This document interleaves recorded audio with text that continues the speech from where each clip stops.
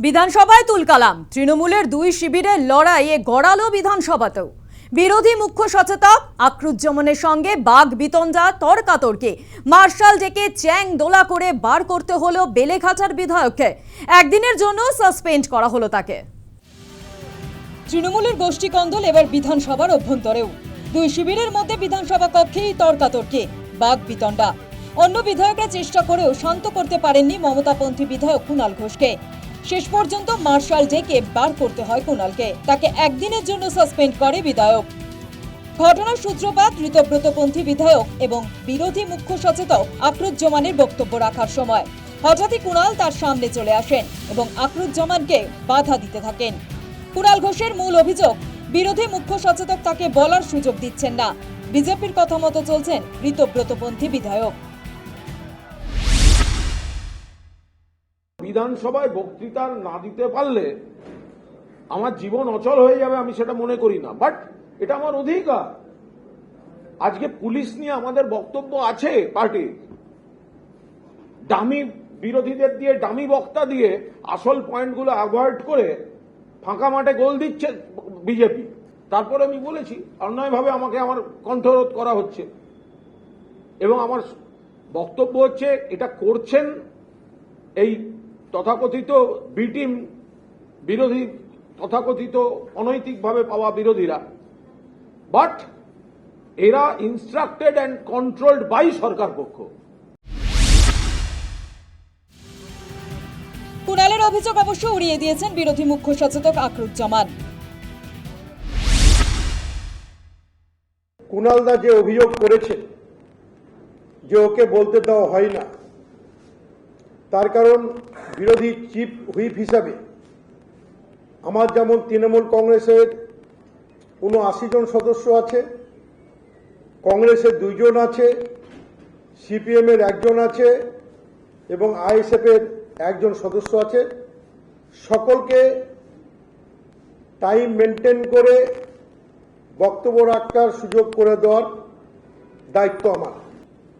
আমাদের তৃণমূলের যারা অন্যভাবে কথাবার্তা বলছেন তারা কিন্তু কোনোদিন তালিকা আমার কাছে জমা দেন না। বেশ কিছুক্ষণ এরকম চলার পর কুণালকে সরিয়ে নিয়ে যাওয়ার চেষ্টা করেন অন্য বিধায়করা। সরকার পক্ষের মুখ্য সচেতকও চলে আসেন, কিন্তু কুণাল এবং আকরুজ্জামানের উত্তপ্ত বাক্য বিনিময় থামানো যায়নি। এর মধ্যে স্পিকারকে বলতে শোনা যায়, কুণাল বাবু আপনি না বসলে সাসপেন্ড করতে বাধ্য হব। আমি আবার বলছি, আপনি যদি না বসেন আমি কিন্তু সাসপেন্ড করে দেবো আপনাকে। বার করে দিন তো ওকে। এরপরেও থামানো যায়নি কুণাল ঘোষকে। শেষ পর্যন্ত মার্শাল ডেকে চ্যাংদোলা করে কক্ষ থেকে বার করে দিতে হয় বেলেঘাটার বিধায়ককে। তাকে একদিনের জন্য সাসপেন্ড করা হয়। গোটা ঘটনার সময় বিধানসভায় উপস্থিত ছিলেন মুখ্যমন্ত্রী শুভেন্দু অধিকারী। এরকম ঘটনা আগে ঘটেনি মন্তব্য করেন মুখ্যমন্ত্রী।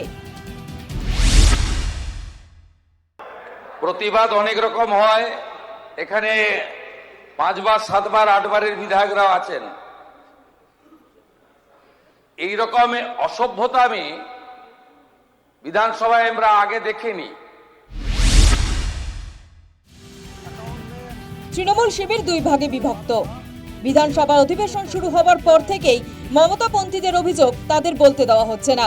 বুধবার কালীগঞ্জের মমতাপন্থী বিধায়ক আলিফা আহমেদ অভিযোগ করেন তাদের শিবিরের বিধায়কদের বলতে দেওয়া হচ্ছে না। মুখ্যমন্ত্রী উত্তর দেন, বিরোধী শিবিরের অন্তর্কলহ থামানো সরকারের কাজ নয়। নিয়ম হচ্ছে অপোজিশনের যিনি চিফ হুইপ তিনি কমিউনিকেট করবেন বিধানসভার